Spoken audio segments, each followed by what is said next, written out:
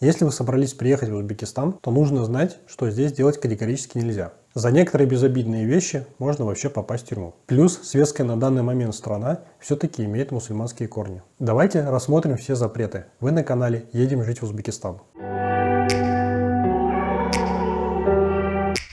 Во-первых, нельзя оскорблять кого-либо и материться на людях. Человек может пожаловаться в полицию и тебя оштрафуют. В случае явных конфликтов могут даже депортировать. Второе, о чем я должен сразу предупредить, и как выяснилось, россияне об этом даже не задумываются, это категорически нельзя заходить в магазин даже с маленькими собачками. Дело в том, что собака здесь считается грязным животным, и если она понюхает продукты, даже если они в упаковке, то эти продукты считаются более непригодными для употребления. Да, наверное, вам кажется это глупым или даже может быть смешным, но поверьте, это очень важно, и это правило необходимо неукоснительно соблюдать. Я заметил, что уезжающие из России в большинстве своем адекватные и интеллектуальные люди, поэтому у вас проблем возникнуть не должно.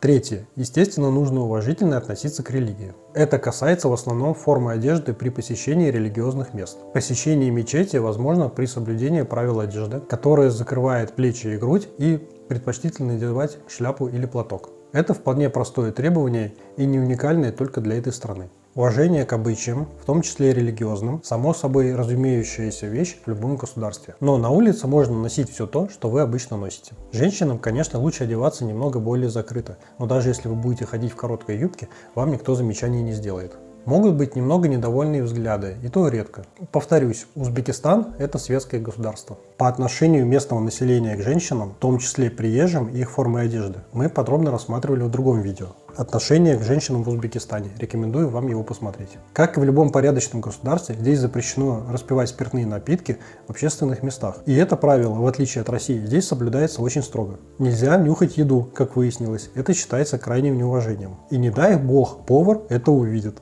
Это практически прямое оскорбление. В одном из своих видео по местной кухне я получил много комментариев по поводу этой ошибки. Кстати, если вы не видели это видео, обязательно посмотрите его. Вот ссылка справа. Нежелательно вести фото- и видеосъемку внутри государственных и правительственных учреждений. Такие учреждения будут иметь соответствующий значок при входе, поэтому эти правила соблюдать несложно. За нарушение полагается штраф. Вполне логичное требование, присущее всем странам. Отметим, что съемка государственных служащих при исполнении, а это в основном относится к гаишникам и полиции, не запрещена. Здесь, конечно, на самом деле милиция, но нам всем привычно называть их полиция. Можно я буду называть их полиция. Раньше нельзя было вести съемку на вокзалах, аэропортах и метро, но в 2018 году этот запрет сняли. Интересно, что сейчас некоторые полицейские реагируют на фотоаппарат в выработанном годами рефлексе, подскакивая в вашу сторону. Но максимум что? Это спрашивают, любительская это съемка или профессиональная, и получив ответ, что любительская, уходит спокойно в свою сторону.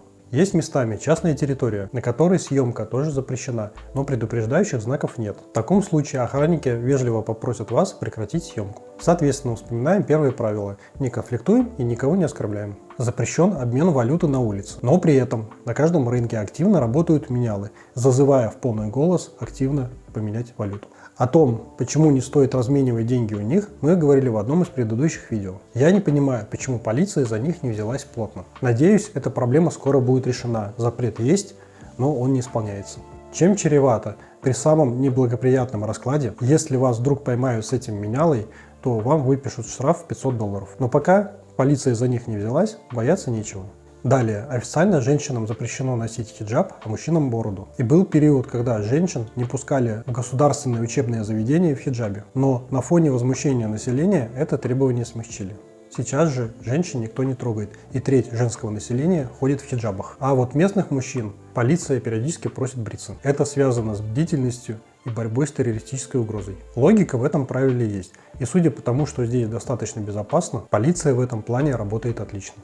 К европейским бородатым лицам у полиции вопросов, кстати, нет. Поэтому этот запрет вам не страшен. Просто имейте в виду. Есть запрет на курение в общественных местах, но он, к сожалению, слабо соблюдается. Вам же я рекомендую курить в отведенных местах. К сожалению, полиция не наделена полномочиями контроля курения и отслеживания этих нарушений, как, например, сделано в Европе. Здесь этим занимается отдельная экологическая служба, сотрудников которой столь мало, что их работу можно считать гомеопатической. Здесь все-таки откуп больше на сознательность граждан. Кстати, я знаю, что мой канал смотрят и узбекистанцы, причем в очень большом процентном соотношении. И пользуясь случаем, хочу им сказать: ассаламу алейкум, яхши миссис, а тем, кто сейчас обедает, якамлей штаха. Вы сделали большой шаг к переходу в светское государство, и ваша страна сейчас расцветает в новом витке ренессанса. Но есть маленькие мелочи, которые стоит доработать. Я для объективности оценки периодически их озвучиваю. Постарайтесь не останавливаться на пути совершенствования, и уровень вашей жизни в первую очередь станет в разы лучше. Рахмат. Естественно, запрещено, как и в любых других странах, провоз через границу запрещенных веществ, оружия, редких животных и тому подобное. Оставлю ссылку в описании на полный перечень. А заодно проинформирую, так как были случаи. Здесь есть растение исрыкт. Не вздумайте вывозить его в Россию. Не могу говорить слово это на ютубе. Видоизменим его, и вы поймете. Там в России это считается средством для котиков. Официально запрещено использовать VPN. За это предусмотрен штраф. Есть уголовная статья 278-7 Уголовного кодекса и административная статья 155-2. Но они такие расплывчатые, что из них мало что понятно. Да, и использование VPN никак не проверяется, но на всякий случай будьте готовы. В худшем случае штраф и изъятие телефона или ноутбука. Хотя лично мне непонятно, как это может быть реализовано, ведь здесь пока нет киберполиции.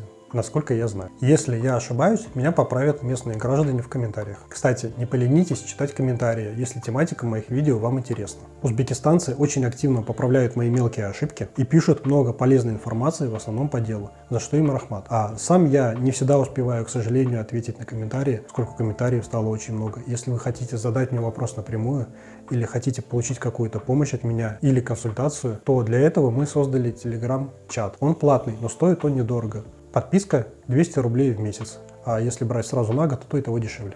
Много недосказано было в видео о кухне, так как для меня это немного непрофильное видео, и спасибо узбекистанцам, подсказали очень много интересного в комментариях. А вот сейчас особое внимание. Запрещено не просто использование, но даже ввоз дронов массой более 250 грамм или с наличием камеры для съемки без полученного заранее разрешения. И если его обнаружат в вашем чемодане или ручной кладе, то вам грозит 3 года лишения свободы в случае отсутствия разрешения. Об этом мало где информируют, да и вообще не информируют на самом деле. Это нужно знать заранее, так как незнание закона не освобождает от ответственности. Крайний такой случай был не так давно, 17 мая 2022 года. Полина Ермакова была арестована по статье 244-4 «Незаконный ввоз, хранение или использование беспилотных летательных аппаратов». В результате работы российских юристов девушку все-таки отпустили. И то только потому, что не было найдено записи, выполненной с дрона. В случае поимки с поличным при применении дрона шансов выкрутиться уже не будет. В чем логика? Спросите вы меня.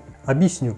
Это забота о частной жизни. Незачем заглядывать во дворы и окна людей без их спроса. Рассмотрим основные статьи из Уголовного кодекса на всякий случай, так как весь его изучать полезет далеко не каждый. Да и каких-то статей может не быть в вашей стране. Кстати, после того, как я начал делать субтитры на английском языке, наш канал начали смотреть и в Европе. Статья 120. Мужеложество. То есть, это можно говорить на ютубе?